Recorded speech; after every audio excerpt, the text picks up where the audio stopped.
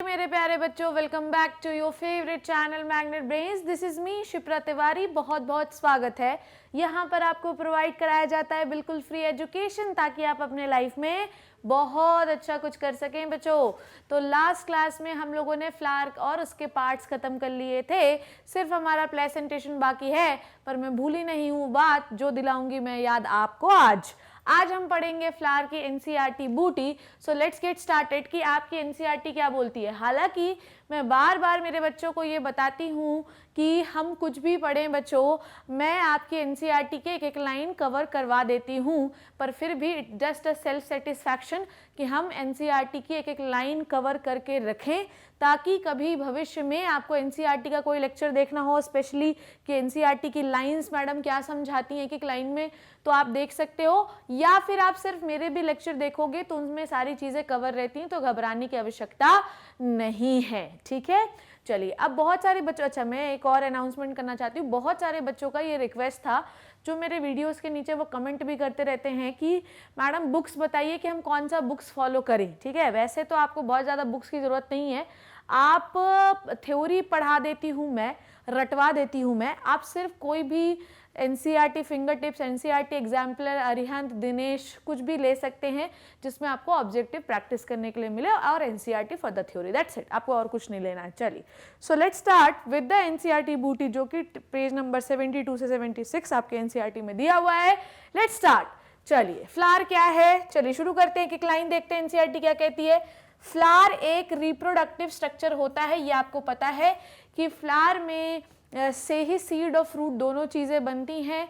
Fertilisation जब होता है फ्लावर में तो सीड बनता है, और सीड का जो कवर जिसे हम कहते हैं ovary, which makes the fruit. ठीक है, तो सीड और फ्रूट जो है वो फर्टिलाइजेशन के बाद बनते हैं। हालांकि बहुत सारे फ्रूट ऐसे भी होते हैं जो बिना फर्टिलाइजेशन के बाद बन जाते हैं, which is called as parthenocarpic fruit, जिनके बारे में हम फ्रूट के टॉपिक में डिटेल में बात करेंगे। सो फ्लावर जो होता है ये एक रिप्रोडक्टिव स्ट्रक्चर होता है बच्चों, जिससे हम अच्छा सीड से क्या बनाओगे, फ्यूचर प्लांट बनाओगे कि नहीं बनाओगे। तो जैसे कि ह्यूमन बीइंग में जो माँ होती है वो बच्चा पैदा करके अपनी संतति को लाती है, अपने प्रोजनी को लाती है, अपने बच्चों को लाती है। तो ऐसा क्यों करते हैं, ताकि उनकी जनरेशन, उनका खानदान का जो नाम है वो चलता ही रहे। सो कंटिन्यूटी उनकी फैमिली की कैसे हुई, बाय द रिप्रोडक्शन।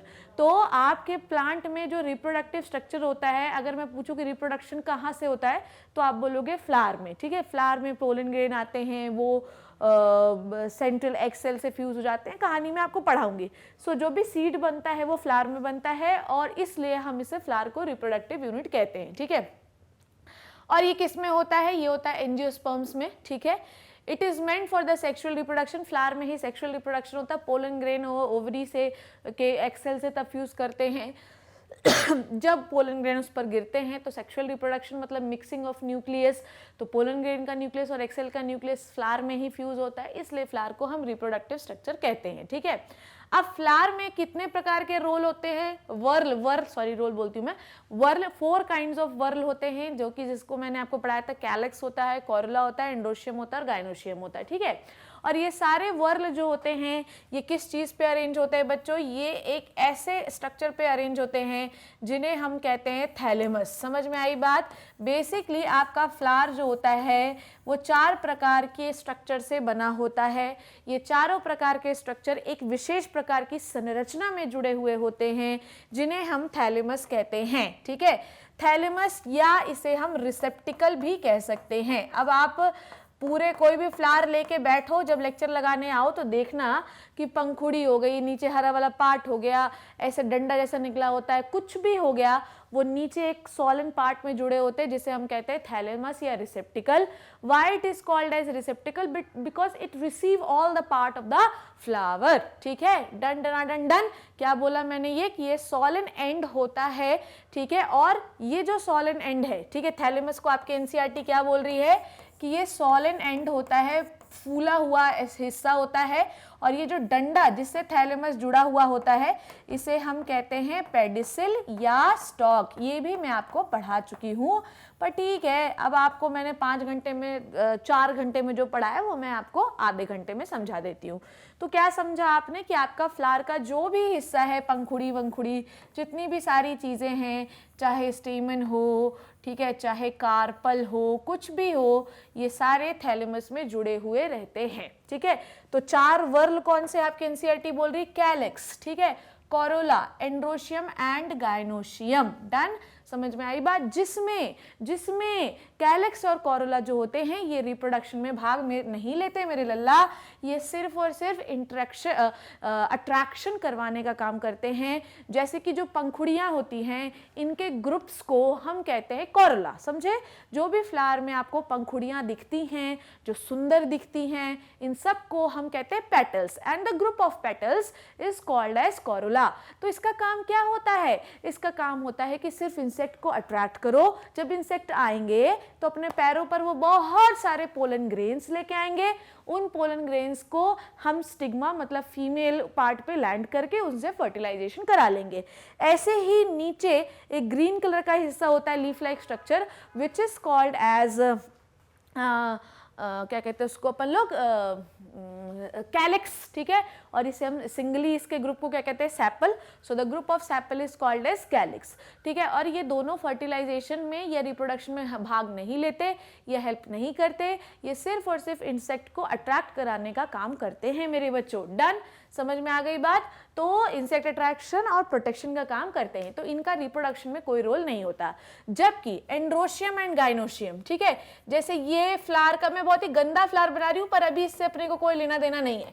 ठीक है, तो ये है फीमेल पार्ट और ये है इसका मेल पार्ट। ठीक है, इसमें हम लोग जो फीमेल पार्ट होता है इसको हम कहते हैं गाइनोशियम। ठीक है, फीमेल पार्ट को मेरे बच्चों क्या कहते हैं? गाइनोशियम, और मेल पार्ट को मेरे बच्चों कहते हैं हम लोग एंड्रोशियम। एंड्रोशियम और गाइनोशियम को हम एक साथ कहता है रिप्रोडक्टिव पार्ट। ठीक है, तो ये नेसेसरी पार्ट होता है, एक एसेसरी पार्ट होता है जो रिप्रोडक्शन में भाग नहीं लेता है, which is the calyx and Corolla, और एक होता है नेसेसरी पार्ट जो रिप्रोडक्शन में भाग लेता है, which is the androecium and gynoecium. Done, समझ में आ गई बात? ये हो गया, ये क्लियर हो गया सबको। पर कुछ फ्लावर ऐसे होते हैं जैसे लिली लिलिएसी फैमिली का मेंबर होता है, जिसमें कोरोला जो और कैलिक्स डिस्टिंक्ट नहीं होते। देखो, कैलिक्स एंड कोरोला की अगर मैं बात करूं तो जो ग्रीन कलर का हिस्सा दिखाई देता है, मैं यहाँ पे बनाऊं, अगर मैं आगे अपनी स्लाइड्स पे चलूं तो शायद मैं आपको दिखा पाऊं। कहाँ गया यार, कहाँ गया? ये देखो, ये फ्लावर का जो ग्रीन हिस्सा होता है, this is called as sepal and group of sepal is called as calyx. तो ये पूरा जो वर्ल आपको दिखाई दे रहा है, दिस इज द कैलिक्स, और ये जो पत्तियां आपको दिखाई दे रही हैं, petals, this is called as corolla. Done. पर कभी कभी कुछ फ्लावर्स ऐसे होते हैं जिनके में कैलिक्स एंड कोरोला जो होता है वो डिस्टिंक्ट नहीं होता, अलग अलग नहीं होता, उनके में एक ही चीज़ होती है। तो ना तो उसे हम एग्जैक्टली कैलिक्स कंसिडर कर सकते हैं, ना ही कोरोला कंसिडर कर सकते हैं। तो ऐसे फ्लावर को जिनमें कैलिक्स एंड कोरोला डिस्टिंक्ट नहीं होते, तो उनके में जो चीज़ प्रेजेंट होती है in the place of calyx and Corolla, इसे आप कहते हैं पेरियंथ। ठीक है, या इसे हम कहते हैं पेरियंथ। ठीक है, अब पेरियंथ क्या होता है ध्यान से समझिएगा। यहाँ पे मैं अभी ये सारी चीज़ें मिटा दे रही हूँ, देखिएगा, ध्यान से समझिएगा मेरी बात। ठीक, देखिए क्या बोल रही हूं मैं कि लिलिएसी फैमिली के जो मेंबर्स हैं उनके में कैलिक्स एंड कोरोला जैसा कुछ नहीं होता। उनके में कुछ ऐसे स्ट्रक्चर होते हैं जिनको ना तो आप कैलिक्स कंसिडर कर सकते हैं ना तो कोरोला, तो इन्हें आप कहते हैं टैपल। ठीक है, ये एक टैपल हो गया, ठीक है, ये दूसरा टैपल हो गया, ऐसे ही बहुत सारे टैपल हो सकते हैं। And the group of tepal is called as perianth. Group of tepals is called as perianth. ठीक है, तो यहाँ पे आपके एनसीईआरटी सिर्फ पेरियंथ बोल रही है, पर मैंने आपको यहाँ पर ये भी बता दिया कि वो पेरियंथ होता क्या है। ठीक है, तो जहाँ पर कैलिक्स एंड कोरोला नहीं होता, जैसे कि लिलिएसी फैमिली में, तो वहाँ पर एक स्पेशल स्ट्रक्चर्स होते हैं which are not directly consider as sepal और पैटल, तो हम इन्हें टैपल कंसिडर करते हैं और इनके ग्रुप को हम कहते हैं पेरियंथ। तो कैलिक्स किसका ग्रुप है? सैपल का। कोरोला किसका ग्रुप है? पैटल का। और पेरियंथ किसका ग्रुप है? टैपल का। डन, डना डन डन। ठीक है, आप ध्यान से देखिए, when a flower has both androecium and gynoecium it is called as bisexual flower. ये भी मैंने आपको पढ़ाया है कि जब भी किसी भी फ्लावर में मेल और फीमेल एक साथ होते हैं तो इन्हें हम बाइसेक्सुअल फ्लावर कहते हैं, बाइसेक्सुअल फ्लावर कहते हैं इसको। और बाइसेक्सुअल फ्लावर का सिंबल मैंने आपको क्या बताया था मेरे बच्चों? बाइसेक्सुअल फ्लावर का सिंबल मैंने आपको ये बताया था, ऊपर वाला मेल नीचे वाला फीमेल, डन। और जब किसी फ्लावर में एक ही सेक्स हो, मेल हो चाहे फीमेल हो, जैसे कि अगर किसी फ्लावर में सिर्फ फीमेल पार्ट होता है तो उसको कहते हैं पिस्टिलेट फ्लावर, ठीक है। किसी फ्लावर में अगर मेल पार्ट होता है तो उसको आप कहते हैं स्टेमिनेट फ्लावर, ठीक है। तो जिसमें अगर सिर्फ मेल है फीमेल हो, यूनिसेक्सुअल फ्लावर के बारे में बता रही हूँ मैं, ठीक है। तो किसी फ्लावर में अगर सिर्फ फीमेल पार्ट हो, कैसा पार्ट हो बच्चों? फीमेल, तो उसको ऐसे शो करोगे। और अगर सिर्फ मेल पार्ट हो तो उसका सिंबल ये होता है, डन। ये कहानी क्लियर हो गई, ये वाला पार्ट आपका एनसीईआरटी का डन हो गया ना। चलिए आगे बढ़ते हैं। चलिए अब हम लोग, ये तो हुआ किसके, ये तो हुआ division of flower on the basis of their sexuality, कि अगर मेल और फीमेल एक में है कि अलग अलग है उनके आधार पर। फ्लावर का क्लासिफिकेशन हम सिमेट्री के आधार पर भी करते हैं कि किसी भी प्रकार कोई भी कितना सिमेट्रिकल है। समझ में आई बात? ह्यूमन बीइंग जब मैंने आपको पढ़ाया था तब भी मैंने आपको सिमेट्री के बारे में बताया था। जो जितना सिमेट्रिकल होता है उसको उतने कम प्लेन्स में डिवाइड किया जा सकता है। जैसे कि हम कौन सी सिमेट्री वाले, ह्यूमन बीइंग कितने डेवलप्ड होते हैं, पर ह्यूमन बीइंग की सिमेट्री की बात करें मेरे बच्चों तो इनकी सिमेट्री क्या है? इनकी सिमेट्री सिर्फ बायलेटरल है। अगर किसी ह्यूमन बीइंग को 20 से डिवाइड किया जाए तो सिर्फ उसके 2 इक्वल भाग ही डिवाइड कर सकते हैं। अब आप सिर्फ ऐसा ही काटोगे तो ही 2 इक्वल भाग बनेंगे, ये याद रखना। This is called as bilateral symmetry. पर अगर किसी स्टारफिश को मैं काटूं और सेंट्रल से उनके कई डिवीजन प्लेन्स गुजारूं तो मुझे कई इक्वल भाग मिल सकते हैं। This symmetry is called as radial symmetry. पढ़ाया था मैंने आपको। जैसे मान लो कि ये सेंट्रल एक्सेस है तो स्टारफिश को आप ऐसा काटोगे तो भी 2 इक्वल भाग मिलेंगे, यहां से डिवीजन प्लेन गुजारोगे तो भी इक्वल भाग मिलेंगे, ऐसा गुजार दोगे तो भी इक्वल भाग मिलेंगे, और ऐसा गुजार दोगे तो भी इक्वल भाग मिलेंगे। This symmetry is called as radial symmetry, ठीक है। ऐसे सिमेट्री को हम कौन सी सिमेट्री कहते हैं? रेडियल सिमेट्री कहते हैं। फ्लावर का नाम बताती हूं मैं, ठीक है। और कुछ फ्लावर ऐसे होते हैं जिनको सिर्फ सेंटर से ही जब आप काटेंगे तो 2 इक्वल भाग में डिवाइड कर सकते हैं। This symmetry is called as bilateral symmetry. Bilateral का मतलब किनारे किनारे, ठीक है। This symmetry is called as bilateral symmetry, done. This symmetry is called as bilateral. कभी कभी इस बोर्ड में मुझे ऐसा लगता है कि भूत चढ़ गया है, ठीक है। देखो देखो, मान नहीं रहा ये, है ना। This symmetry is called as bilateral symmetry, done. चलो अब देखो, अब ये वाले फ्लावर जिनमें रेडियल सिमेट्री होती है इनको आप कहते हैं एक्टिनोमॉर्फिक। क्या कहते हैं बच्चों? इन्हें आप कहते हैं एक्टिनोमॉर्फिक फ्लावर, ठीक है, एक्टिनोमॉर्फिक फ्लावर। और जिनमें बायलेटरल सिमेट्री होती है उन्हें आप कहते हैं जाइगोमॉर्फिक फ्लावर। यही आपके एनसीईआरटी में भी लिखा हुआ है, तो मैंने कोई चीज़ नई तो बताई नहीं, ठीक है। देखिए लिखा हुआ है इन द सिमेट्री फ्लावर में भी, मैंने ये भी समझा दिया कि वो क्या चीज़ें हैं, ठीक है। फ्लावर में भी radial symmetrical flower which is called as actinomorphic और bilateral symmetrical flower which is called as zygomorphic flower. When a flower can be divided into two equal radial halves in any radial plane passing through the center। ये मैंने आपको बताया कि centre से आप कितने भी डिवीजन प्लेन गुजार लो आपको हर बार 2 इक्वल भाग मिलेंगे, ठीक है। It is said to be actinomorphic. Example मैंने आपको क्या बताया था बच्चों? बताइए, मैंने आपको क्या बताया था? मैंने आपको बताया था मैकडॉनल्ड्स। याद है आपको? मैकडॉनल्ड्स बताया था, जिसमें मैंने M का मतलब आपको बताया था मस्टर्ड, और C का मतलब चिली, और D का मतलब धतूरा, ठीक है। मैकडॉनल्ड्स का एग्जाम्पल मैंने आपको बताया था और यही आपके एनसीईआरटी में लिखा हुआ है। इससे हम लोग क्या समझते हैं? इससे हम लोग ये समझते हैं कि आपकी प्यारी शिप्रा मैडम जो भी पढ़ाती है वो पूरा एक एक लाइन आपकी बुक का कवर होता है। मैं ये कोशिश करती हूँ कि आपकी पूरी जो एनसीईआरटी उसको अनकोड कर दूँ, ताकि मेरे बच्चों को जब एग्ज़ाम में सवाल आए तो किसी भी सवाल में कोई दिक्कत ना हो, और मैं चाहती हूँ कि उनको सारे सवाल बन जाए। आज मैं फ्लावर में जब मैं आपको सीड और फ्रूट पढ़ाऊंगी तो उसमें मैं कुछ ऐसी भी चीज़ें बताऊंगी जो आपके एनसीईआरटी में नहीं आई हैं, पर फिर भी 2014, 15 और 16 में उसके क्वेश्चन आ चुके हैं। तो ऐसा बिल्कुल ना समझो कि सिर्फ एनसीईआरटी पढ़ रहे हैं, साथ ही साथ हम बहुत सारी ऐसी एडिशनल चीज़ें भी पढ़ रहे हैं जो बेसिकली आपके एग्जाम में आने वाली हैं, ठीक है। सो मस्टर्ड, धतूरा, चिली, ठीक है। When it can be divided into two similar halves, सिर्फ आप दो इक्वल भागों में ही डिवाइड कर सकते हैं in a particular vertical plane, ठीक है। This is called as zygomorphic flower. इसका मैंने आपको क्या बताया था, बताओ, ठीक है। इसका एग्जांपल मैंने बताया था पी गुलमोहर, बी और केशिया, ठीक है, ये मैंने आपको बताया था, ठीक है। अ फ्लावर कैन बी फ्लावर, अच्छा इसका आपको जिंगल क्या बताया था ये आपको लेक्चर में देखना है। मैं चाहूँ तो अभी भी बता सकती हूँ, पर अगर अभी मैं बता दूंगी तो सारे बच्चे यही लेके बैठ जाएंगे, यही पढ़ना है, हम एनसीईआरटी पढ़ेंगे, तो तुम मेरे वो ट्रिक नहीं देखोगे कि जो मैंने पढ़ाई थी आपको कैसे याद करना है, ठीक है। तो मेरा आप फ्लावर का लेक्चर 1 लगाना, उसमें दिया हुआ है, ठीक है। A flower is asymmetrical and cannot be divided into any vertical plane passing through the center. This is called as canna, ठीक है।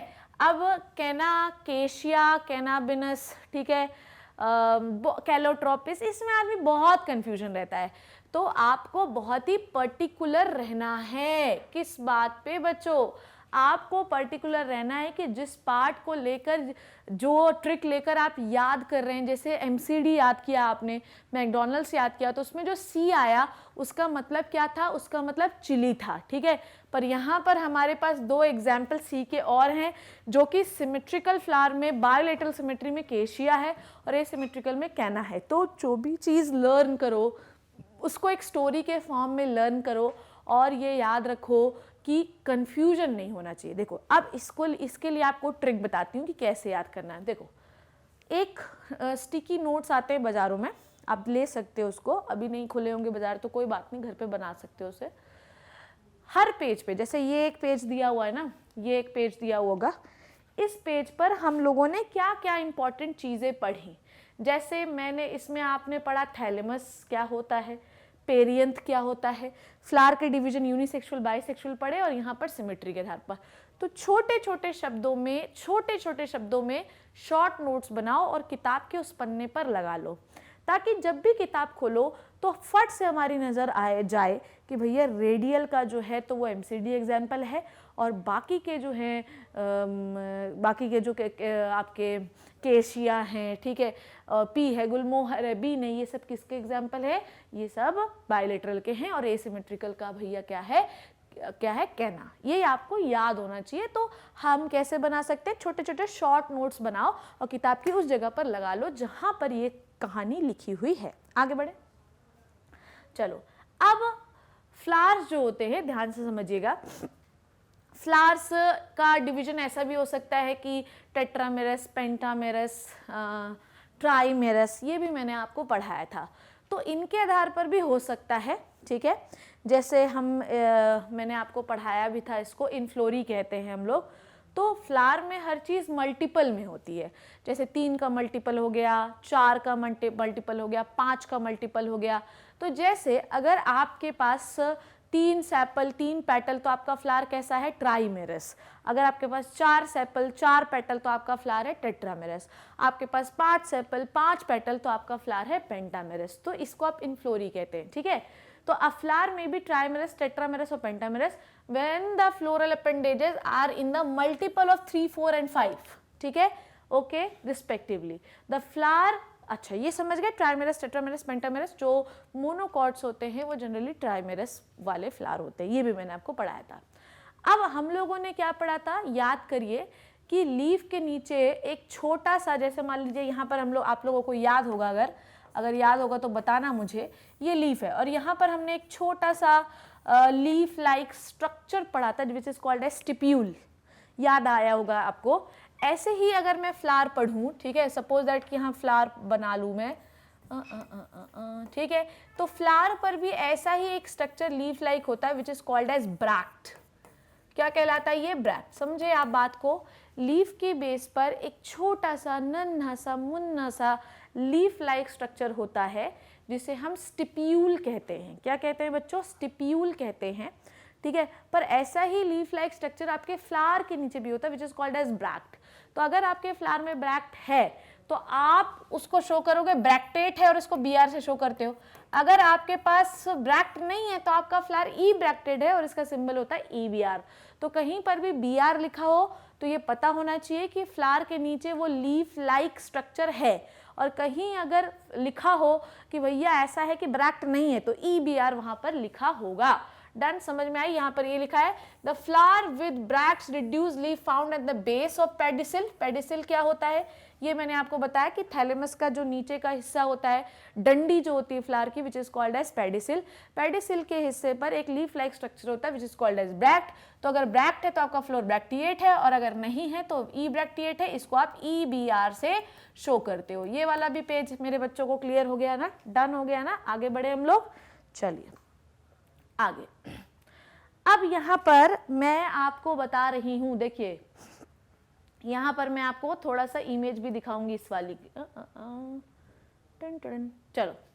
अब ऑन द बेस, बहुत इंपॉर्टेंट चीज देखिए, जब मैंने आपको एंड्रोशियम पढ़ाया था या मैंने गाइनोशियम पढ़ाया था, ठीक है, जब मैंने गाइनोशियम पढ़ाया था आपको, तो मैंने आपको पोजीशन ऑफ ओवरी पढ़ानी थी, पर उसके पहले ही मैंने सारी चीज़ें पढ़ा दी थी, जो लास्ट क्लास में मैंने आपको पढ़ाया भी था, ठीक है। जैसे मैंने आपको बताया था सिनकार्पस, एपोकार्पस, ओवरी, उसमें मैंने आपको बताया भी था कि हम लोगों को पोजीशन ऑफ ओवरी के बारे में भी बात करना है, पर मैंने आपको इसलिए नहीं पढ़ाया क्योंकि ऑलरेडी मैं पहले ही पढ़ा चुकी थी वो, ठीक है। कौन से, फ्लावर पार्ट 1 में वो लेक्चर आपको मिल भी जाएगा। तो एक बार NCERT से भी अपन लोग डिस्कस कर लेते हैं। Based on the position of calyx, first line पढ़िएगा, based on the position of calyx, corolla and endoecium in respect to the ovary on the thalamus, the flower described as hypogynous, perigynous, epigynous, ठीक है। क्या बोल रहा है ये, देखो ध्यान समझो। सबसे पहला है हाइपोगाइनस फ्लावर। हाइपोगाइनस फ्लावर जो है, क्या क्या कहानी है वो समझिए भी आप। Hypogynous flower, the flower gynoecium occupies the highest position while other parts are situated below it. समझ में आई बात। It is called as superior ovary. Done done done done. देखो क्या होता है, ध्यान समझेंगे। मैंने आपको जिंगल भी बताई है, पर यहाँ अभी मैं कुछ भी नहीं बताऊंगी, क्योंकि NCERT में लिखा है मैं वही बताऊंगी। देखिए, अब मान लो कि आपका ये जो थैलेमस वाला पार्ट है ये थोड़ा सा सूज जाए, समझना बात को। किसी फ्लावर का अगर थैलेमस वाला हिस्सा थोड़ा बीच से उठ जाए, अब अगर उठ जाएगा तो इसके पास जो ओवरी है वो ऊपर की ओर चली जाएगी कि नहीं चली जाएगी, इसकी ओवरी ऊपर की ओर चली जाएगी। अब भैया इसमें जो मेल पार्ट लगा हुआ है, थोड़ा इसको और आगे बनाते हैं, ये ओवरी ऊपर की ओर चली जाएगी। अब इसमें जो मेल पार्ट लगा हुआ है, ये इसके मेल पार्ट लगे हुए हैं, जो कॉल्ड एज स्टेमन। इसमें और क्या लगा हुआ है, पेटल्स लगे हुए हैं और सेपल्स लगे हुए हैं, ठीक है। ये सब इसके नीचे दिखाई दे रहे हैं। क्या समझा आपने? फ्लावर का थैलेमस अगर थोड़ा सा ऊपर उठ जाए तो उसके ऊपर प्रेजेंट होने वाली ओवरी ऊपर चली जाती है। अब अगर इसके लेवल को देखो तो सबसे ऊपर ओवरी दिखाई दे रही है कि नहीं दिखाई दे रही है। अब सारे जो फ्लोरल पार्ट है वो नीचे दिखाई दे रहे हैं कि नहीं दिखाई दे रहे। तो अगर हम बात करना चाहते हैं पोजीशन ऑफ ओवरी की, कि हमारा जो ओवरी का पोजीशन है और बाकी सारे पार्ट का पोजीशन है वो कहाँ है, उसके आधार पर basically we have 3 types of ovary. Hypogynous, we have 3 types of flower, hypogynous, perigynous, epigynous. अगर मान लीजिए सारे फ्लोरल पार्ट ओवरी के नीचे हैं तो हमें ओवरी, अच्छा मान लो कि मैडम आप लोगों को ऐसा थोड़ा सा कंफ्यूजन होता होगा कि मैडम सारे पार्ट्स नीचे ओवरी ऊपर है तो इसको हम एपीगाइनस क्यों नहीं कह देते। बेटा, हमें ओवरी की पोजीशन नहीं देखनी है। मैं उस दिन भी पढ़ा रही थी और मैं आपको यही समझाने की कोशिश कर रही थी कि जब भी हम types of flower on the basis of the position of flower, parts of flower with respect to ovary बात कर रहे हैं, तो ओवरी के रिस्पेक्ट पे ये सारे पार्ट कहाँ हैं, ये बोल रही है आपकी एनसीईआरटी। क्या बोल रही है? Based on the position of calyx, Corolla and androecium, ठीक है। इनकी पोजीशन कहाँ है विद रिस्पेक्ट टू ओवरी, इनकी पोजीशन ओवरी के रिस्पेक्ट में कहाँ है, तो ओवरी, इनके ओवरी के रिस्पेक्ट में ये सारे पोजीशन ओवरी के नीचे हैं। तो ये कैसी ओवरी हुई? सुपीरियर ओवरी हुई। पर इस ओवरी को हम हाइपोगाइनस कहते हैं क्योंकि ओवरी के रिस्पेक्ट पे सारे फ्लोरल पार्ट हैं वो नीचे की ओर है। डन, समझ में आ गई बात। This ovary is called as superior ovary, और क्योंकि सारे फ्लोरल पार्ट नीचे की ओर हैं तो इसका सिंबल हमेशा हम ये बनाते हैं। तू चलो नीचे हो सारे, तो डंडी हम नीचे बनाते हैं क्योंकि सारी डंडी वाले पार्ट नीचे हैं, इसको ऐसा याद रखना। बहुत सारे लोग सोचते हैं कि सुपीरियर ओवरी है तो ऐसा बनेगा, ऐसा नहीं है मेरे बच्चों। सुपीरियर ओवरी है तो हमेशा डैश नीचे की ओर लगाते हैं क्योंकि सारे फ्लोरल पार्ट ओवरी को छोड़कर नीचे की ओर हैं। Done done done done. इसका एग्जाम्पल मस्टर्ड धतूरा और मस्टर्ड, चाइना रोज और ब्रिंजल होता है। डन, समझ में आ गई बात। अगर आपको जिंगल देखनी है तो आप इससे देख सकते हो, ठीक है। अब इससे मैंने आपको याद कराया था सुपीरियर का एमसीबी, ठीक है, एमसीबी, ओके। तो यहाँ पर क्या है कि भैया जो लड़की, मैंने आपको पढ़ाया था, जो लड़की सुपीरियर होती है वो सबको नीचे रखती है। तो अगर वो घर पे पार्टी कर रही है और घर पे ज़्यादा लोग उचक रहे हैं तो जाके एमसीबी गिरा देती है। तो याद रखना है इसको, mustard, chili, China rose and brinjal. देखो मैं भी चिली चिली आ रहा है ना, तो इसलिए आपको कोई भी चीज़ याद रखनी है तो आपको ये याद रखना है कि हम कौन सा एग्जाम्पल लिए हैं, ठीक है। एमसीबी गिरा देगी लड़की, क्योंकि लड़की ऊपर बाकी सारे नीचे, ठीक है, ऐसे याद रखिएगा आप। पर if gynoecium is situated in the center and other parts of the flower located at the rim of the thalamus almost at the same level, this is called as perigynous flower। अब क्या हुआ, ध्यान से समझेंगे मेरी बात को, क्या बोल रहा है ये पेरीगाइनस फ्लावर में। पेरीगाइनस फ्लावर में इनकी इच्छा क्या है जीवन में समझाने की, वो आप देखेंगे। अब आप मेरे साथ आ जाइए, देखते हैं। देखिए इसमें क्या हुआ कि ये जो थैलेमस है ना, ये ऐसा हो गया, बिल्कुल ऐसा राउंड। ये देखिए, ये जो थैलेमस था ये बिल्कुल राउंड हो गया, ठीक है। और सारे फ्लोरल पार्ट इसके रिम पे लगने लगे, ठीक है, ये। और सेंटर पर क्या है अपनी ओवरी, दूसरे कलर से बनाती हूँ, और सेंटर पर क्या हो गई अपनी ओवरी। अब अगर आप देखें तो इन सब का लेवल एक ही जैसा है, यहीं पर है, ठीक है, सबका लेवल एक ही जैसा है। क्या देखा आपने कि थैलेमस पूरा राउंड हो गया, और एनसीईआरटी बोलती कि इसके रिम पर, रिम मतलब ये किनारों पर सारे फ्लोरल पार्ट्स लगने लगे, एंड्रोशियम, पेटल, सेपल। और अगर इसका ऊपर का मुंह देखो तो ऑलमोस्ट सेम लेवल पे सारे हैं, ठीक है। तो यहाँ पर सारे floral part with respect to ovary, कोई ऊपर कोई नीचे नहीं, सारे एक ही बराबर होते हैं, ठीक है। और इस टाइप की ओवरी को या इस टाइप के फ्लावर को हम, ओवरी मत कहो, फ्लावर, इस टाइप के फ्लावर को हम पेरीगाइनस फ्लावर कहते हैं। या इस टाइप की ओवरी को हम हाफ इंफीरियर ओवरी कहते हैं।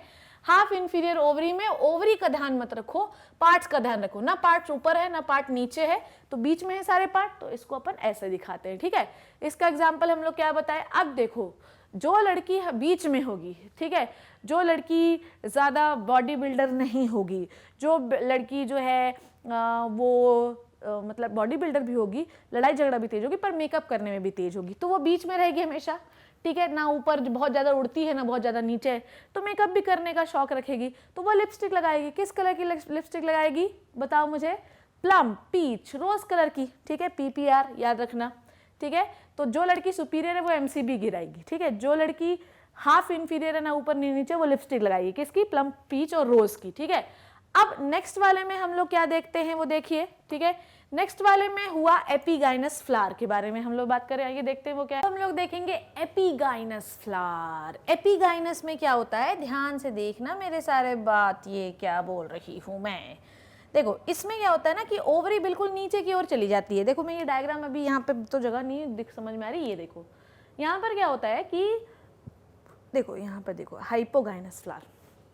सबसे पहले हाइपोगाइनस देखो, हाइपोगाइनस में जैसा कि मैंने आपको बताया था कि थैलेमस थोड़ा सा फूल गया तो ओवरी ऊपर आ गई, ठीक है।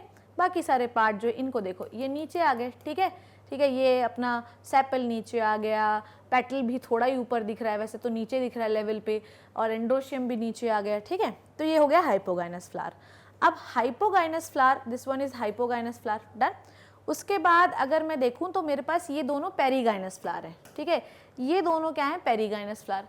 अब पेरीगाइनस फ्लावर में दो कंडीशन है, ठीक है। आपका थैलेमस या तो इतना मुड़ जाए या तो पूरा इसका देखो मुड़ जाए। देखो आप दोनों की डंडियां देखो, क्या बोल रहा है मैं, ये देखो, ये देखो, ये देखो, ना तो इनका लेवल देखो, ना तो बहुत ऊपर ना तो बहुत नीचे, this is a perigynous flower. ये भी ना तो बहुत ऊपर ना तो बहुत नीचे, मतलब ऑलमोस्ट दोनों सेम लेवल पे हैं। पर अगर मैं देखूं एपिगाइनस फ्लावर के बारे में, ठीक है, यहाँ पर आपको चेक करना है लेवल से। ये देखो ये देखो दोनों सेम लेवल पे हैं, ऑलमोस्ट सेम लेवल पे हैं सारी चीज़ें, ठीक है। पेटल और इसको देखो ऑलमोस्ट सेम लेवल पे हैं, ठीक है। अब हम लोग इसमें क्या देखते हैं, एपिगाइनस फ्लावर में थैलेमस पूरा फ्यूज हो गया, थैलेमस पूरा क्या हो गया, फ्यूज हो गया, ध्यान से देखना, ठीक है। यहाँ ओ ओ ओ यहाँ पर क्या हुआ कि थैलेमस पूरा फ्यूज हो गया, ठीक। यहाँ पर थैलेमस पूरा फ्यूज हो गया, डन, ऐसा, ठीक। और यहाँ पर अब आपकी ओवरी पाई जा रही है, ये, ठीक। और सारे पार्ट्स जो हैं सारे इसके ऊपर लगे हुए हैं जितने भी, अगर आप ये वाला डायग्राम देखो तो आपको क्लियर हो जाएगा। ये सो अगर आप देखो तो थैलेमस पूरा फ्यूज हो गया, ओवरी नीचे आ गई, बाकी सारे पार्ट ऊपर लगे हुए हैं, तो ओवरी क्या हो गई, इंफीरियर हो गई, ठीक है। ओवरी क्या हो गई, इंफीरियर हो गई। और एपिगैनस फ्लावर में ओवरी को हम हमेशा ऐसे दिखाते हैं। ऐसे क्यों दिखाते हैं, बिकॉज सारे फ्लोरल पार्ट ऊपर की ओर हैं, ओवरी नीचे की ओर है। सुपीरियर को कैसे दिखाते हैं, ओवरी सुपीरियर है, बाकी सारे पार्ट इंफीरियर हैं। पेरीगाइनस को कैसे दिखाते हैं, ना तो ओवरी ऊपर है ना तो नीचे, ऑलमोस्ट सेम लेवल पे है बाकी सारे फ्लोरल पार्ट के, ठीक है। सो इसका epigynous flower, the margin of thalamus grows upward enclosing the ovary completely, यही मैंने बताया, and getting fused, ठीक है। other parts of flower arises above the ovary, ये मैंने बताया, बाकी सारे फ्लोरल पार्ट फ्यूज थैलेमस के ऊपर उगेंगे, ठीक है। इसलिए इस ओवरी को हम इंफीरियर ओवरी कहते हैं। इसका एग्जांपल है गुआवा, गुक्कू बताया था मैंने, ठीक है। और मैंने आपको ये बताया था, गुक्कू बताया था, और इसका मैंने एक और तरीका बताया था, वो आप देखना, ठीक है। और ये पाया, और ये वहाँ कहाँ पाया जाता है, रे फ्लोरेट ऑफ सनफ्लावर। मैंने ये भी आपको बताया था what is the means of रे फ्लोरेट। रे फ्लोरेट का मतलब ये होता है कि सनफ्लावर में जो सेंट्रल ब्राउन पार्ट होता है ये भी एक फ्लावर होता है, और जो yellow yellow leaves like structure दिख रहा है ये भी एक फ्लावर होता है। तो रे फ्लोरेट मतलब अलग अलग फ्लावर हैं दोनों, इसलिए हम इन दोनों को मिलाकर रे फ्लोरेट कहते हैं। उनमें भी इसी प्रकार की एपिगाइनस फ्लावर पाया जाता है with the inferior ovary. Done, ये समझ गए आप लोग। तो यहाँ पर ओवरी ऊपर की ओर, इन दोनों में ओवरी सेम लेवल पे अदर फ्लोरल पार्ट, और यहाँ पर ओवरी नीचे की ओर होती है, ठीक है। नाउ आगे बात करते हैं हम लोग। यहाँ पर हम बात कर रहे हैं, so this is the type of flower, ठीक है। Type of flower on the basis of presence of sexual organ, it may be unisexual और बाइसेक्सुअल। फिर types of flower on the basis of symmetry, it may be symmetrical, asymmetrical और bilateral symmetrical. Types of flower on the basis of presence of ovary with respect to other floral part, ठीक है। Now अब अपन नहीं, presence of other floral part with respect to ovary, done. अब हम बात करेंगे कि किसी भी फ्लावर में कौन कौन से पार्ट होते हैं, ठीक है। हमारे फ्लावर में कौन कौन से पार्ट होते हैं, कैलेक्स होता है, कोरोला होता है, एंड्रोशियम होता है, गाइनोशियम होता है, done. Okay, calyx, Corolla, androecium and gynoecium. Figure 5.4 दिखा रहा है एक एक करके। 5.4 ये है, एक एक करके मैं सारी चीज़ें आप लोगों को समझाती हूँ, ठीक है। आ जाओ आ जाओ आ जाओ आ जाओ आ जाओ, चलो देखते हैं क्या है। Calyx. The calyx is the outermost whorl of the member and this is called as sepal. तो जब भी फ्लावर का आप ग्रीन कलर का नीचे का जो हिस्सा होता है it is called as calyx, ठीक है। कैलिक्स में जो एक ग्रीन पत्ती जैसा दिखता है इसको कहते हैं सेपल, एंड ग्रुप ऑफ पत्तीज of green colour this is called as calyx, ठीक है। ये क्या करते हैं, ये प्रोटेक्शन करते हैं और थोड़ा बहुत इंसेक्ट को अट्रैक्ट कर सकते हैं, ठीक है। ओके, अब हो सकता है कि सेपल यूनाइटेड हो या सेपल फ्री हो, ये भी मैंने आपको पढ़ाया था। अगर सेपल आपस में फ्री हैं, ठीक है, सेपल को हम ऐसे शो कर सकते हैं। अगर सेपल आपस में फ्री हैं तो इन्हें आप कहते हैं, इन्हें आप क्या कहते हैं, इन्हें आप कहते हैं पॉलीसेपलस। ये पढ़ाया था मैंने आपको, इन्हें आप कहते हैं पॉलीसेपलस, ठीक है। सेपल को हमेशा हम कैसे शो करते हैं, कैलिक्स को ऐसे शो करते हैं। अब यहाँ पर हमको 4 कैलिक्स दिख रहे हैं तो यहाँ 4 दिखाओगे, पर क्योंकि ये फ्री हैं तो इन्हें आप कहते हैं पॉलीसेपलस कंडीशन, ठीक है। अब अगर यही सेपल फ्री भी फ्यूज्ड भी दिखाई दे सकते हैं, ठीक है। ये सेपल जो है ये अपने फ्यूज्ड भी दिखाई दे सकते हैं, तो ये हो गए अपने फ्यूज सेपल्स, जुड़ गए, ये जुड़ गए, तो इनको आप K(5) से दिखाओगे। This is called as gamosepalous. कौन सी कंडीशन है ये, गैमोसेपलस कंडीशन है। गैमो का मतलब जुड़ा हुआ, पॉली का मतलब फ्री सेपल्स, ठीक है। इसको हम K से क्यों दिखा देते हैं, क्योंकि whorl of sepal is called as calyx. सी यूज नहीं कर सकते क्योंकि सी हम कोरोला के लिए यूज करेंगे, ठीक है। डन हो गया। अब अपन बात करते हैं कोरोला की, ठीक है। जो भी रंगीन कलर का पार्ट आपको दिखाई देता है फ्लावर में उसे हम कोरोला कहते हैं और इसे हम सी से शो करते हैं। ये भी 2 प्रकार के हो सकते हैं, फ्री और फ्यूज्ड, ठीक है। ये भी कितने प्रकार के हो सकते हैं, फ्री और फ्यूज्ड, ठीक है। अब अगर बात करूं मैं कि फ्री क्या होता है तो ये ऐसे दिखाई देंगे बच्चों, ठीक है, ठीक है। ये 1 हो गया, ये 2 हो गया, ठीक है, ये 3 हो गया, ये 4। तो यहाँ पर हमारे पास कितने 5 बोल दिए ना मैंने यहाँ पे, ये C4 है, पर ये C4 है, पर ये C4 है, पर ये फ्यूज्ड नहीं है। पर अगर मैं ऐसा लिख दूं तो इसका मतलब क्या हो गया कि भैया अपने पास 4 पेटल्स हैं, पर ये चारों पेटल आपस में कैसे हैं बच्चों, फ्यूज्ड है। तो ब्रैकेट आपको लगाना पड़ेगा। तो अगर फ्री है तो इसको कहते हैं पॉलीपेटलस कंडीशन, पॉलीपेटलस कंडीशन, और फ्यूज्ड है इसको कहते हैं गैमोपेटलस कंडीशन। ठीक है, फ्री है तो पॉलीपेटलस कंडीशन, फ्यूज है तो it is called as gamopetalous condition. यही लिखा हुआ है। Corolla is composed of petals, petals are usually bright in colour, पंखुड़ियां जो होती हैं, and which attract the insect for the pollination, like calyx corolla may also be gamopetalous और polypetalous, ये भी हो सकता है। The shape of color and corolla may be vary greatly in plant, corolla may be tubular, bell shape, funnel shape, wheel shape, अलग अलग प्रकार, अलग अलग तरीके की पंखुड़ियाँ दिखती तो हैं यार, सबकी पंखुड़ियाँ, हर प्लांट की पंखुड़ी, फ्लावर की पंखुड़ी एक जैसी थोड़ी दिखती है, तो अलग अलग प्रकार की होती है। ठीक है, डन हो गया ये आपका है। आप डायग्राम समझ लो, क्या बोला मैंने आपको। तो ये हो गया part of flower androecium, female part gynoecium, Corolla पंखुड़ियों का ग्रुप, कैलेक्स ये ग्रीन वाले पार्ट का ग्रुप, ठीक है, और पेडिसिल जो थैलेमस से जुड़ा हुआ नीचे डंडी होती है, which is called as pedicel. तो ये हो गया कैलेक्स, ये हो गया कोरोला, ये हो गया एंडोशियम, ये हो गया गाइनोशियम। डन। अब आपकी एनसीईआरटी एक स्पेशल चीज लेके आई है विच इज द एस्टिवेशन। हम लोगों ने 11th में बहुत सारी चीजों का अरेंजमेंट पढ़ा है बेटा। किसका किसका अरेंजमेंट पढ़ा है? हमने पढ़ा फ्लावर का arrangement which is called as inflorescence, हमने पढ़ा लीफ का arrangement which is called as फैलोटेक्सी।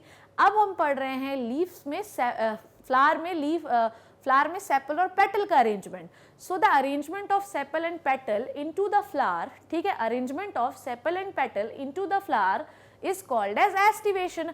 आगे चलकर हम पढ़ेंगे फ्लावर में ओव्यूल का अरेंजमेंट, ठीक है, which is called as placentation. So phyllotaxy is the arrangement of leaf, inflorescence is the arrangement of flower, and estivation is the arrangement of sepal and petal. And what is the placentation? जो इसके बाद lecture लेने वाली हूँ मैं, arrangement of ovule into the flower or the ovary. Done? समझ में आ गया बात? So estivation is the arrangement of sepal and the petal in floral bud. Basically यहाँ पर फ्लोरल बर्ड क्यों दिखाया गया है? क्योंकि एक बार फ्लावर खुल जाएगा तो हम उसका प्रॉपर अरेंजमेंट नहीं देख पाएंगे। तो जब फ्लावर बर्ड स्टेज पे है तो अरेंजमेंट देखना बहुत आसान होता है, इसलिए ये कहते हैं कि it is the arrangement of sepal and petal into the floral bud with respect to the other member of same whorl known as estivation. With respect to the same member of other world का मतलब क्या होता है? एक sepal का दूसरे sepal से arrangement और एक पेटल से दूसरे पेटल का arrangement with respect to the other member of same whorl. Same whorl मतलब सेपल का सेपल से अरेंजमेंट और पेटल का पेटल से अरेंजमेंट मेरे लल्ला। तो सेम वर्ल का मतलब होता है एक ही कतार पे कौन सी चीज है, एक कतार, एक सेम पेटल का वर्ल क्या कहलाता है? कोरोला। सेम सेपल का वर्ल क्या कहलाता है? कैलिक्स। तो कैलिक्स में एक सेपल दूसरे सेपल से कैसे अरेंज है? कोरोला में एक पेटल दूसरे एक पेटल से कैसे अरेंज है? And this arrangement study is called as aestivation. Done. There are different types of estivation. The main type of estivation valvate, twisted, imbricate and vexillary. मैंने लास्ट की क्लास में आपको पढ़ाया था जो कि कल की कक्षा थी कि valvate estivation is the most common estivation and vexillary is the less common estivation. ठीक है, कभी कभी ऐसा होता है कि when the sepal and petal are were in just, अच्छा देखिए सबसे पहले एक एक करके शुरू करते हैं। वेलवेट, वेलवेट से मैंने आपको सिखाया था कि वेलवेटी लीव्स होती हैं जिसमें दूधिया स्ट्रक्चर, मुझे किसी ने कमेंट करके बोला भी नहीं है कि मैडम वो प्लांट आप लेके आना घर से, तो मैं नहीं लेके आई। कभी कभी ऐसा होता है कि कुछ प्लांट में जो सेपल और पेटल होते हैं वो ऐसे अरेंज होते हैं कि एक दूसरे के टच में तो होते हैं पर एक दूसरे को ओवरलैप नहीं करते। It is like that only, ठीक है ना। तो एक दूसरे के टच में तो हो पर एक दूसरे को ओवरलैप नहीं कर रहे हो तो भाड़ में जाओ, फिर ओवरलैप नहीं कर रहे हो तो मत करो। ऐसे अरेंजमेंट को हम क्या कहते हैं? वेलवेट अरेंजमेंट कहते हैं, जिसमें सेपल एंड पेटल दोनों की बात कर रही हूं मैं, ठीक है, हम दोनों की बात कर रहे हैं। हम सिर्फ वेक्सिलरी में पेटल की बात करेंगे, बाकी सब में हम सेपल और पेटल दोनों की बात करेंगे। तो मैंने आपको समझाया कि अगर सेपल एंड पेटल के मार्जिन से एक दूसरे को ओवरलैप नहीं कर रहे हैं, दिस इज वेलवेट अरेंजमेंट। और वेलवेटी लीव्स किसकी होती हैं बच्चों? कैलोट्रोपिस की, जो कि एक वीट लाइक वीड होता है और ये इसको तो गाय भैंस भी नहीं खाती। चलो next is velvet the margin of, अच्छा कभी कभी ऐसा होता है, मैंने आपको क्या समझाया था, फिर मैंने आपको दूसरा क्या समझाया था, बोलो जल्दी से, बोलते नहीं यार, बताते नहीं मुझे, तुम लोगों को पढ़ा पढ़ा के मैं मरी जा रही हूँ, पर मेरे मरने का कोई तुम लोग, अरे यार ये बोर्ड क्या है यार, इसका नाटक यार। चलो तो आओ आगे देखते हैं, ट्विस्टेड, ट्विस्टेड, ट्विस्ट करो।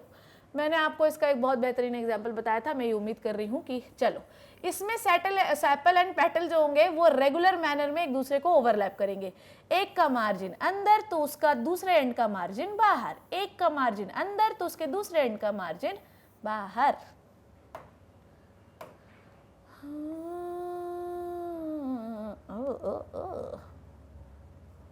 कैसे बनाऊं इसको, ऐसे बनाती हूँ, ठीक है ना, सही बना ना, ये देखो बन गया। क्या देख रहे हो, ये ट्विस्टेड है, ट्विस्ट कर दिया आपने, तो एक सेपल पेटल दोनों बोल रही, दोनों में ऐसा पाया जा सकता है, तो एक सेपल का या पेटल का एक मार्जिन अंदर तो दूसरा बाहर, इसका मार्जिन अंदर तो इसका ये मार्जिन बाहर, इसका ये मार्जिन अंदर तो ये बाहर, इसका ये मार्जिन अंदर तो ये बाहर, इसका ये मार्जिन अंदर तो ये बाहर, तो बिल्कुल रेगुलर मैनर में एक अंदर एक बाहर मार्जिन हो रहा है कि नहीं हो रहा है, इसे कहते हैं ट्विस्टेड। ट्विस्टेड का एग्जाम्पल मैंने आपको क्या बताया था, ट्विस्टेड का एग्जाम्पल मैंने आपको बताया था कि एक चाइना का बंदा था, ठीक है, उसको एक लेडी से शादी करनी थी, इसलिए वो लेडी के फिंगर में एक रिंग पहनाना चाहता था, पर वो बहुत गरीब था तो उसके पास सोना चांदी था नहीं, तो उसने कॉटन की एक रिंग पहनाई, वो भी ट्विस्ट करके। एग्जाम्पल सुनो, चाइना के बंदे से चाइना रोज लेडी को रिंग पहनाना चाहता था, कहाँ पर, फिंगर पे, तो लेडी फिंगर दूसरा एग्जाम्पल, पर उसके पास सोना नहीं था तो किसकी रिंग पहनाई मेरे लल्ला, कॉटन की रिंग पहनाई, और कैसे करके पहनाई, ट्विस्टेड। तो ट्विस्टेड एस्टिवेशन का जिसमें मार्जिन रेगुलर मैनर पे ओवरलैप करती हैं, उसके 4 एग्जाम्पल बताए, लेडी फिंगर, कॉटन, 3 बताए, लेडी फिंगर, कॉटन और चाइना रोज। डन, ये दिया हुआ है, ठीक है। So it is said to be velvet if one margin of the appendage overlap that of the next and so on as the China rose, lady finger and cotton, ठीक है, it is called as twisted, ठीक है। अब देखो next twisted के बाद हम लोग आते हैं इम्ब्रिकेटेड, ठीक है। नेक्स्ट का मैंने आपको क्या बताया था, इम्ब्रिकेटेड। देखो भैया तुम लोग ना, मैं इतनी मेहनत करती हूँ, है ना, मतलब यूजुअली मैं बहुत मेहनत करती हूँ 11th क्लास वालों के साथ, ताकि मैं चाहती हूँ कि 11th का बेस एकदम मजबूत हो जाए, एकदम मजबूत, और जब मैं 12th क्लास के लेक्चर्स लूँ या नहीं भी लूँ तो मैं क्वेश्चन कराऊँ तो तुम्हें एक एक क्वेश्चन बनना चाहिए, ठीक है। कोई भी बच्चा जब मेरी क्लास में क्वेश्चन करने आए तो ये ना बोले कि ये टॉपिक हमको क्लियर नहीं है, ये टॉपिक हमको क्लियर नहीं है, आपको हर टॉपिक एकदम क्रिस्टल क्लियर, मक्खन की तरह क्लियर होना चाहिए। डन, चलिए अब देखते हैं इम्ब्रिकेटेड में क्या सिखाया था मैंने, कि मार्जिन सेपल और पेटल की ओवरलैप हो सकती हैं, पर ये जरूरी नहीं है कि रेगुलर मैनर में ओवरलैप हो। समझ में आई बात, ये बिल्कुल भी जरूरी नहीं है कि रेगुलर मैनर में ओवरलैप हो। डन, समझ में आई बात। अब आप क्या देख रहे हो, आप क्या देख रहे हो कि इस वाले सेपल और पेटल की दोनों मार्जिन अंदर है, इसकी दोनों बाहर है, बाकी एक अंदर एक बाहर है। तो इम्ब्रिकेटेड में सेपल एंड पेटल की जो मार्जिन ओवरलैप होती हैं वो रेगुलर मैनर में नहीं होंगी। समझ में आ गई बात। इसका एग्जाम्पल मैंने क्या बताया था, मैंने आपको बताया था केशिया एंड गुलमोहर, ठीक है, ओके, ठीक है। मैंने आपको बताया था काशी गुल्लू, ठीक है, काशी बाई ने बोला ए गुल्लू इधर आओ, तो काशी गुल्लू बताया था मैंने आपको। नेक्स्ट इसे कहते हैं इम्ब्रिकेटेड। नाउ कहाँ है यार, नेक्स्ट मैंने आपको बताया था किसका, वैक्सिलरी का। वैक्सिलरी का मैंने एग्जाम्पल बताया था कि ये अरेंजमेंट आपको कहाँ दिखाई देता है, पेटल्स में दिखाई देता है, जिसमें एक लार्ज पेटल जो होती है ना वो सारे पेटल्स को ढक लेती है, ठीक है, वैक्सिलरी। आइए हम लोग देखते हैं कहाँ वैक्सिलरी बचा ना, हाँ वैक्सिलरी बचा। वैक्सिलरी में मैंने आपको बताना है, वैक्सिलरी का क्या मैंने आपको बताया था कि एक जो लार्ज पेटल होती है, ठीक है, वो सारे पेटल्स को ढक लेती है, ठीक है, ये मैंने आपको बताया था। जिसमें जो लास्ट वाले पेटल होते हैं वो सबसे छोटे होते हैं और फ्यूज्ड होते हैं। जो सबसे बड़ा पेटल होता है इसको कहते हैं स्टैंडर्ड, स्टैंडर्ड कहते हैं सबसे बड़ा पेटल, इसको कहते हैं विंग, ठीक है, और इसको कहते हैं कील। सबसे छोटा पेटल होता है और ये फ्यूज्ड होता है। ये समझ में आया आपको। सो मैंने आपको बताया, ये एग्जाम्पल क्या बताया था मैंने आपको, पीबी, ठीक है, बीपी बताया था। अब बीपी बहुत सारे लोग जानते होंगे क्या होगी। In P and B flower there are 5 petals, 5 दिख रहे हैं आपको, 2, 2, 4 और 1, 5, 5 पेटल। लार्जेस्ट पेटल को हम कहते हैं स्टैंडर्ड, ठीक है, लेटरल पेटल को हम कहते हैं विंग्स जो मैंने बताया, और ये ओवरलैप करते हैं टू स्मॉलेस्ट इंटीरियर पेटल को जिसे कहते हैं कील। और कील कैसा पेटल है ये देख लीजिए, सबसे पहला पेटल यही होता है, इंटीरियर पेटल है ये, एंटीरियर पेटल, ये याद रखिएगा, ठीक है। इसे आप कहते हैं, this type of aestivation is known as vexillary और पेपिलियोनेशियस। हाँ, इसका मैं एक वर्ड भूल गई थी जो मुझे यहाँ, पेपिलियोनेशियस, इसको आप कहते हैं पेपिलियोनेशियस, ठीक है, ओके, पेपिलियोनेशियस, पी से याद रखना, पेपिलियोनेशियस। तो पी में जो एस्टिवेशन पाया जाता है वो पेपिलियोनेशियस होता है, ठीक है, इसको याद रखना है आपको, बीपी से याद रखना है, पी और बीन, मतलब फेबेसी फैमिली में जितने भी एस्टिवेशन है वो वेक्सिलरी होंगे। डन हो गया। So arrangement of sepal and petal, this is called as aestivation. Done हो गया, देख लो कैसा है। चलिए सो देखते हैं, ये हो गया अपना कौन सा, वेलवेट, कोई ओवरलैपिंग नहीं, ट्विस्टेड रेगुलर मैनर में ओवरलैपिंग, इम्ब्रिकेटेड इरेगुलर मैनर में ओवरलैपिंग, और वेक्सिलरी में स्टैंडर्ड विंग और कील, ठीक है।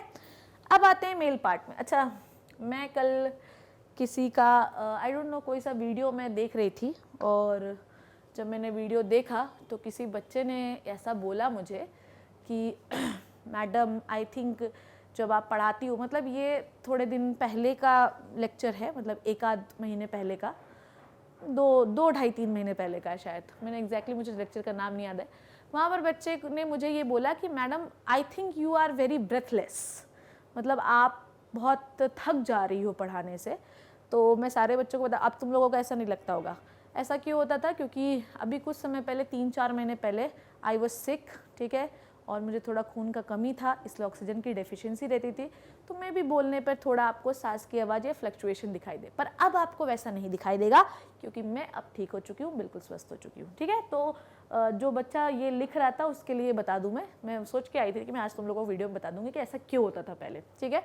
चलो एंड्रोशियम देखते हैं। Androecium is the male part of the flower, ठीक है, and the whorl, androecium is what, it is the whorl of stamen. Stamen कभी भी सिंगल नहीं होता है, ठीक है, स्टेमन ऐसा आपको दिखाई देता है, और कभी भी स्टेमन आपको सिंगल नहीं दिखाई देगा। स्टेमन में ये होता है इसका एंथर, ये वाला पार्ट होता है एंथर, ठीक है, और ये वाला पार्ट होता है फिलामेंट। एंथर हमेशा बाइलोब्ड होता है, ये देखना लिखा होगा। Each stamen which represent the male reproductive organ consist of stalk, जिसे आप फिलामेंट भी कहते हैं, और ऊपर का एंथर। एंथर जो होता है वो बाइलोब्ड स्ट्रक्चर होता है, पर अगर आप इस बाइलोब को खोलें तो इसमें आपको 4 चैम्बर दिखाई देंगे, ठीक है। इस चारों चैम्बर को आप कहते हैं माइक्रोस्पोरेंजिया, ठीक है, इसे आप क्या कहते हो, माइक्रोस्पोरेंजिया। माइक्रोस्पोरेंजिया का मतलब होता है कि इसके अंदर डेवलप होंगे माइक्रोस्पोर, और इन्हीं माइक्रोस्पोर को हम कहते हैं पोलन ग्रेन, ठीक है। तो अगर मैंने ये बोला कि एंड्रोशियम के अंदर पोलन ग्रेन डेवलप होते हैं या स्टेमेंस के अंदर पोलन ग्रेन डेवलप होते हैं, तो मैंने कुछ गलत नहीं बोला, मैंने बिल्कुल सही बोला। तो एंथर एक बाइलोब्ड स्ट्रक्चर होता है, जब एंथर को आप बीच से काटो तो उसमें 4 चैम्बर आपको दिखाई देंगे। इन चारों चैम्बर को आप कहते हैं माइक्रोस्पोरेंजिया। स्पोरेंजिया का मतलब चैम्बर, और इस चैम्बर के अंदर माइक्रोस्पोर का डेवलपमेंट होता है, ठीक है। कभी कभी ऐसा होता है कि पढ़ देती हूँ मैं क्या लिखा है, ओके। द एंथर बाइलोब्ड होता है, each anther has 2 chamber, bilobed है तो हर एंथर, हर के लोब के पास 2 चैम्बर, तो 4 चैम्बर हो गया, जिसे पोलन सैक भी कहते हैं, या microsporangia. Pollen grain produce in the pollen sac, ठीक है। और कभी कभी जो एंथर होता है वो पोलन ग्रेन नहीं बना पाता, इसको कहते हैं स्टेमिनोड।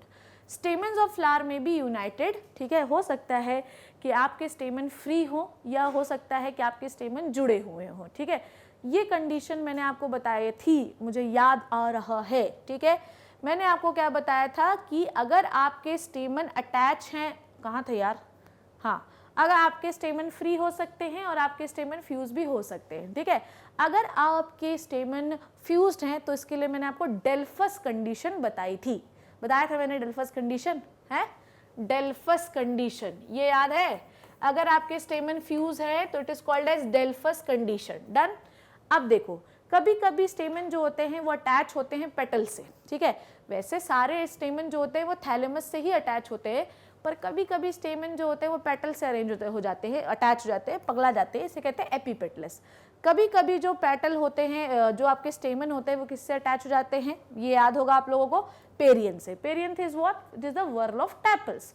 तो कभी कभी स्टेमन आपके टैपल से भी अटैच हो जाते हैं, which is called as epiphyllous. ठीक है, अब टैपल किसकी एग्जाम्पल कहाँ का है, टैपल किस में पाया जाता है, लिलीज में। तो एपीफाइलस कंडीशन किस में होगी, लिलीज में। और एपीपेटलस कंडीशन होती है पूरे सोलेनेसी फैमिली में, जैसे brinjal is the part of Solanaceae family. ठीक है, और अगर ये फ्री हैं, समझो बात को, अगर आपके स्टेमन फ्री हैं, ध्यान से देखो, अगर आपके स्टेमन फ्री हैं, ठीक है, तो आपके स्टेमन जो है वो कैसे हो सकते हैं, स्टेमन हो सकते हैं फ्री और फ्यूज्ड। स्टेमन हो सकते हैं फ्री और फ्यूज्ड।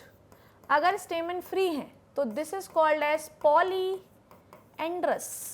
अब गैमोएंड्रस बोलना थोड़ा अजीब लगेगा, तो हम लोग इसको कह देते हैं डेल्फस कंडीशन, डेल्फस। ठीक है, अब पॉलीएंड्रस में किससे जुड़ा होगा, सिर्फ नीचे थैलेमस है, बाकी किसी चीज से जुड़ा नहीं होगा।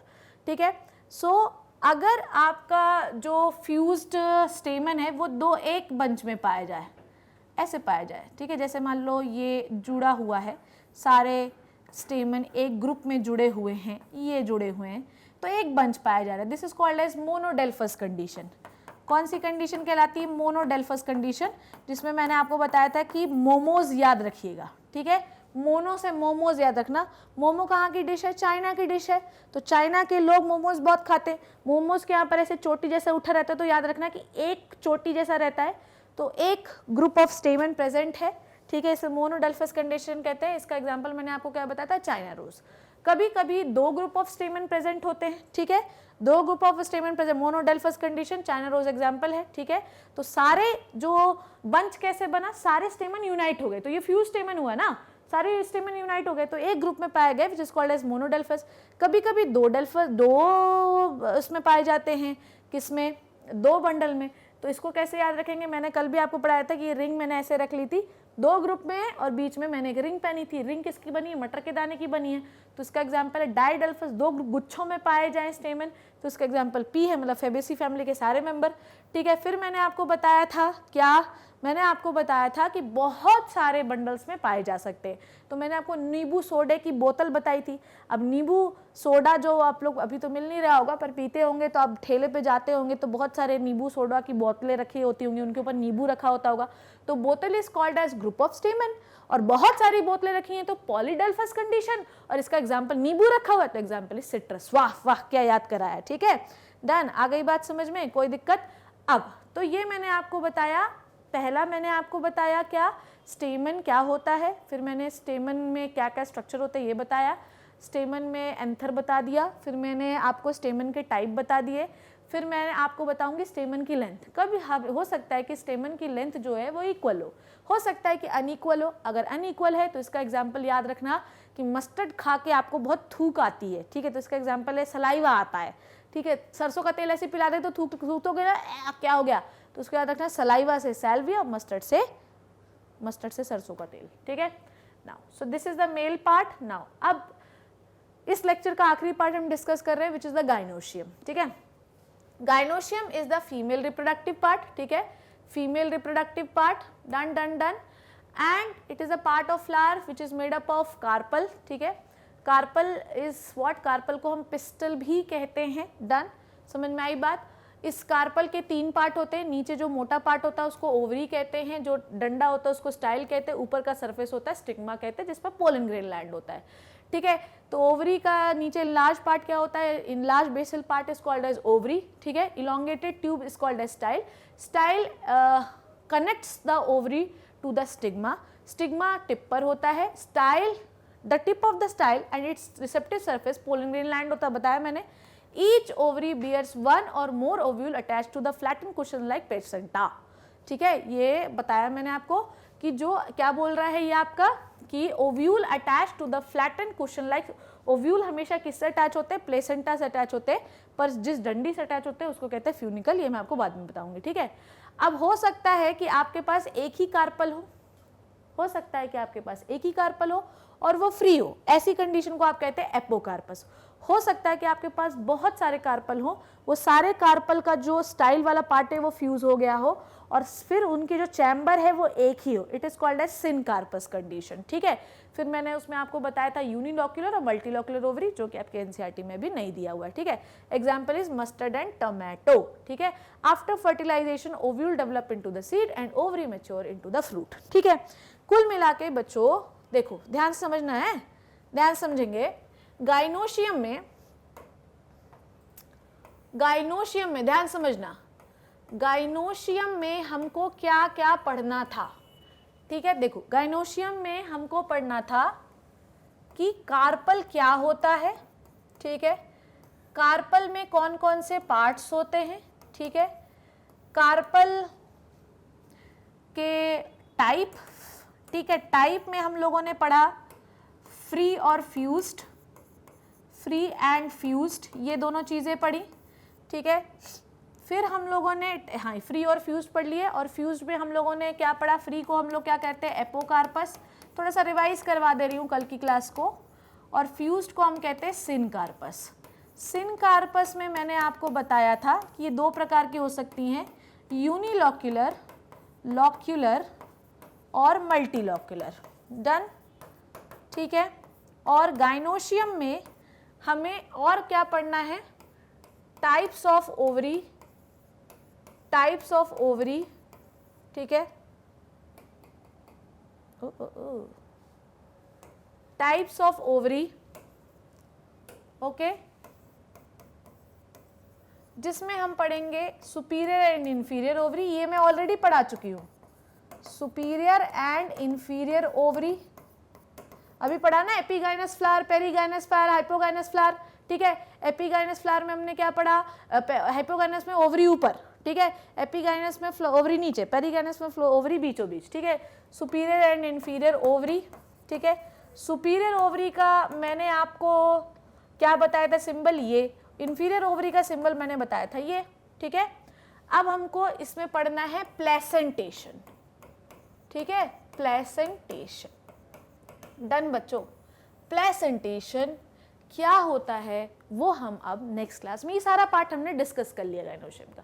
अब बच्चा गाइनोशियम में प्लेसेंटेशन क्या होता है, हम ये जान गए कि जो सीड होता है वो, जो ओव्यूल होता है वो सीड बनेगा, और जो ओवरी होती है वो फ्रूट बनेगा, ठीक है।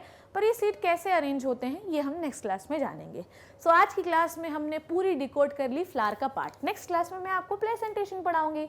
आई होप कि जो कहानी मैंने आज आपको पढ़ाई समझाई इन वन शॉट वो आपको समझ में आ गई होगी। 3 घंटे का लेक्चर मैंने 3-4 घंटे का लेक्चर 1 घंटे में कंप्लीट कर दिया है, ठीक है। सो आई होप जो मैंने समझाया वो आपको समझ में आ गया होगा। सी इन द नेक्स्ट लेक्चर, तब तक घर पे रहिए, सेफ रहिए, अपना ध्यान रखिए। Thank you so much and